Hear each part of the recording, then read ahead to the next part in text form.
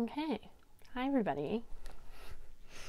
It's editing Mara here, and I don't know how to explain this other than I didn't film an intro, so here I am to introduce this video. I filmed an outro, but I didn't film an intro.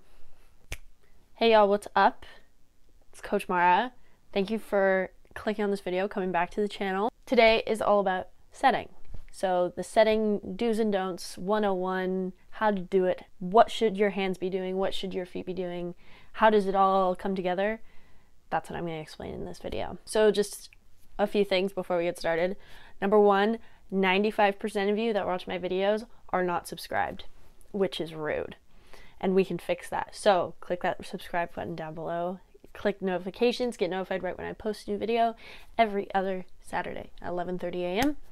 Pacific Standard Time. Number two, when I was filming these clips, it was like the one nice day out of the fall season, because where I live is like kind of sucky for fall weather. And so this was like the one day I had really, really good light, so I went for it. And of course, everybody on my block decided to make noise behind me. So you got lawnmowers going, cars going by, people walking by. Like you got it all. I apologize. I'm sorry if you can't hear me, or if it's like super distracting. I did my best to fix it in post kind of situation, but I don't know. But yeah, let's move on to me actually talking about it though. So I don't know what kind of transition we're gonna do, but how about we do like a little... But I'm gonna talk about setting today. When it comes to setting, there's a few things that are really important. The two main things about setting are where your feet are and what your hands are doing. When I teach setting or coach setting normally in high school volleyball, I teach it like this. Imagine that you are holding a gallon of milk. So you know the big jug of milk, it's like this big. You can't lift it with one hand, so you need two hands. So you grab it with two hands, and now imagine that you are drinking it straight out of the gallon, which is gross and nobody should do this, but imagine. So you're holding the jug and you turn it upside down and you hold it like this. That's the same action you want your hands to be at. So if I'll do it backwards here, I don't know if you can see, but here's the jug and it's going up. This is where your hands want to be. If I placed a kitten in your hands, it should be able to rest inside of them easily. But essentially you want your hands to make like a basket shape. You want it to your fingers need to be curved inwards a bit, but not like this. You're not hitting the ball. You're having the ball fall into your hand where your fingertips are. So it's not coming into your hand and then you're throwing it forward. No. You want the ball to fall into your hand where your fingertips are for you to push outwards. So that's step number one. That's what you want to focus on. So you got where your hands are. Perfect. Now you need to work on where your feet are. So let's see if I can show you that. My feet are normally shoulder distance apart. Typical athletic stance, right? Same thing as with passing. You want to be on your toes. You want your legs bent. You want the weight on the front of your toes. This will give you a lot more bounce and a lot more lift when you're trying to push the ball. Because when you're sitting, you're not just using your arms and your upper body strength to push a ball to set it like that, because then A, you get really tired, B, it doesn't go very far, and C, it's not very sustainable throughout like a long game. You get really tired really fast. So, oh my god, my hands are freezing. So what we do to combat this is we use our legs. How we do that is we bend our legs kind of like a slinky. So when you want a slinky to compress, you push it down, and then when you want it to go forwards, you extend it and push. Kind of the same thing with your legs. So when you're standing, you're ready for a pass or whatever, and the ball comes towards you and you have to set it, your legs are already bent. So you're already in that loaded position and you're ready to extend to get that extra power from your legs. So you want your arms and your legs to work in one motion. So I'll do it without the ball. So say I'm here and the ball is coming towards me, I'm using my legs and my hands to come up and out. And you see what my hands did? They went up, pushed from here, and out, like you're opening a window. So, what that looks like is, really hope you can see me, and I'm gonna get blinded by this wall, but watch my legs and my arms. Actually, maybe I'll do it this way. So, what you want is for your arms and legs to work as one. So, that means, looks like that. I don't know if you could tell, but what I was trying to show you was that I was working as one, using all of the power from my body and not just relying on my arms. That's a huge mistake I see girls do all the time, and that's the reason why setters, when they first start, they don't have a lot of power, because they are getting into the habit of just using their arms and just flicking the ball with their arms without using their legs. When it comes to a good setting from a coach's perspective, we can always tell who's going to be a good setter by when we run the drill for setting that we hear nothing. We can't hear any slapping of the ball. We just hear like super light fingers. I'm not a setter, so I'm not too great at this, but when you listen to professional setters and when they're setting, you should be able to hear nothing. That's the sound of a really good set, because they're timing it perfectly where the ball isn't hitting their hands, it's kind of falling in just long enough for them to push it back out. That's the quality of a really good setter, and that's what we look for when we're picking setters as coaches. Freaking freezing. Oh, and this ball's really flat. Another way you can get a lot of power is by jumping. So remember I said you can use your legs and just bend and extend. So you go from a bent, your legs are bent, to now they're standing straight kind of thing, or on your toes, go up and on your tippy toes kind of thing. Another way you can get a lot more power is by jumping. So what I mean by that is, instead of stopping right here, instead of stopping right here, you can keep going and you can jump up. So I'll do it with that ball for a minute.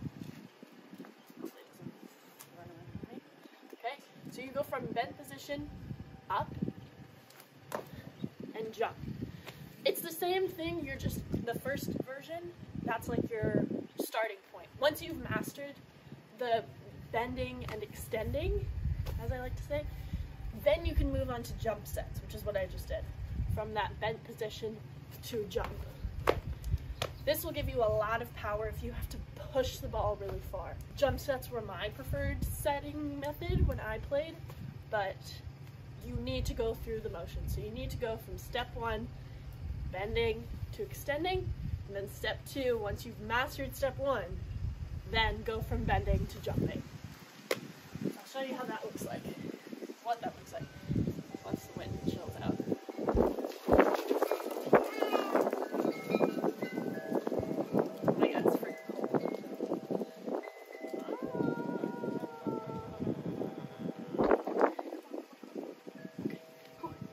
This is what a jump set would look like. So from here,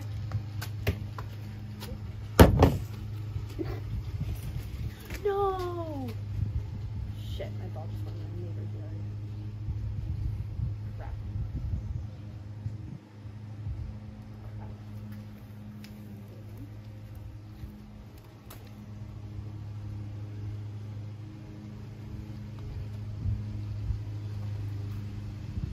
Stay right there.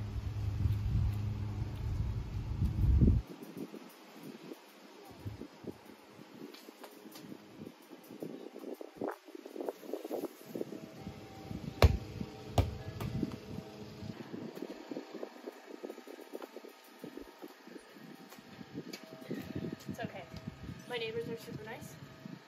I didn't worry about that. I hope that makes sense. So if you want to practice this technique at home, which I highly suggest you do, like all of my techniques for at home, find yourself a wall. Hopefully one that isn't like metal. So I have metal paneling at the top, and I, over the years, have gotten pretty strong at setting, so I can push it pretty high up. But you don't want something with metal, or else inside all your all the people in your house are gonna hear is damn, damn, from you hitting the metal in your house. So try and pick something that's like stucco or wood or something like that. That's not gonna make a huge amount of noise. And what you want to do is try and pick a spot, preferably one to the right. And what I mean by that is, if you are not a setter, so I'm not a setter in my positions, if you're not a setter, you need to get it to your setter, which is normally to the right of the court for everybody. So if you can learn to angle it a bit more to the right, it'll be a lot easier to find your setter and a lot easier for them to get to there. So if you've practiced, if you pick a spot more to your right, so I'm gonna aim for that window frame up there. It's freaking blinding me, but we try. If you can learn to kind of angle, once you get a bit better, it'll be a lot easier later. But if you're just starting out, start up against a wall and just pick a spot that's like in front of you, and don't bend. Don't bend, keep your legs nice and straight, and just focus on what your hands are doing. So I don't know if you can see, but watch where my hands are, okay? It's not a huge motion. You're not trying to get it super far yet. You're just trying to get that right amount of push on the ball to where you're trying to get as little sound as possible when it hits your hand. I like to do this even now, just to come back to my technique and to warm up if I want to focus on setting that day. Okay, sounds like a song. Again, it's not about pushing it really hard or pushing it really far. It's just about the technique and seeing what your hands are really doing. And if you can't tell if you're doing it right, videotape yourself, like I am right now. Every time I make some of these videos, I get better because I'm seeing how I really do things, because what we see when we're doing it is one thing, but what a third party can see can show you things that you can't see, like mistakes, or maybe you're doing something funky, maybe you're like doing something weird with your arms first, or maybe you're shuffling and then moving. Like, it's very helpful. I highly recommend it. So once you've done that and you're like, I think my hands are in a pretty good spot, that's when you can pick a spot that's a bit higher. So that's when you get that bend and extend kind of thing. So I'm gonna pick a spot that's a bit higher, and I'm just bending and extending, bending and extending. Me personally, I bend and then extend onto my toes because I find that the most helpful to get an arc when setting, but try it out. It doesn't work for everybody. So I'm gonna bend and extend. Oh God, that wasn't very good. The toss is the hardest part of volleyball. So I am bent, my knees are nice and bent, shoulder distance apart, just about. Bend, extend, bend, extend. And even I could use some more practice. But once you go through that initial just figuring out where your hands need to be, right about where your forehead is, then after that you can kind of play around with it. Once you've mastered your hand techniques and you get to that bend and extend stage and you're like, yeah, every time I can hit that one spot on this wall, maybe you mark it with tape or something, but every time I can hit that spot, no problem, that's when you move on to that jump setting stage, because now you're very accurate. And if you still feel like, oh, maybe I could use a little more practice, try going side to side. Try starting from a sideways position and trying to angle it that way. That's a good way of figuring out where you bend your body enough, kind of like you're a ship and one side is an anchor. So you have to let your anchor down and then push with the other compensating arm. So when coaches say drop your shoulder, that's what it means. Dropping your shoulder here, or when you're passing, dropping your shoulder like that. Think of it like an anchor. Your anchor is pulling your shoulder down in order for you to get that angle. Volleyball makes you think about geometry way too much, I know, but really, it's quite helpful. So, I think that's everything. If you have any questions about setting, please let me know. DM me on Instagram. My handle is down below in the description box. But thank you guys so much for watching. Please subscribe if you haven't already. 95% of you who watch my videos aren't subscribed. so we need to fix that. Please subscribe if you haven't already, and I'll see you guys in my next video. Good job, team. Freaking cold, man. Alright, time to go outside.